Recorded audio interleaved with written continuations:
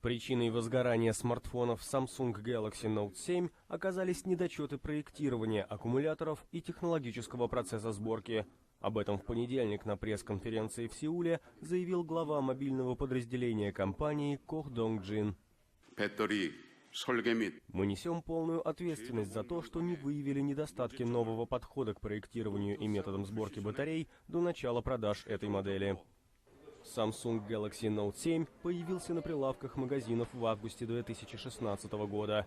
Уже в сентябре компания отозвала 2,5 миллиона смартфонов по всему миру из-за проблем с аккумуляторами, которые сильно перегревались, а иногда и загорались.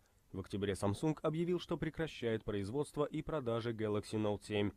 Компания исследовала более 200 тысяч смартфонов и 30 тысяч аккумуляторов. Анализом занимались инженеры концерна вместе с экспертами независимых организаций. Специалисты проверяли аппаратную и программную части Galaxy Note 7, сборку, контроль качества и доставку до точек реализации. Этот инцидент предоставил нам новую возможность и лишь добавил нам мотивации. С этого момента главными приоритетами компании будут качество товаров и безопасность пользователей. В компании также заявили, что новый смартфон Galaxy S8, который планировалось представить в конце февраля на Всемирном мобильном конгрессе в Барселоне, выйдет позже, но не назвали примерную дату.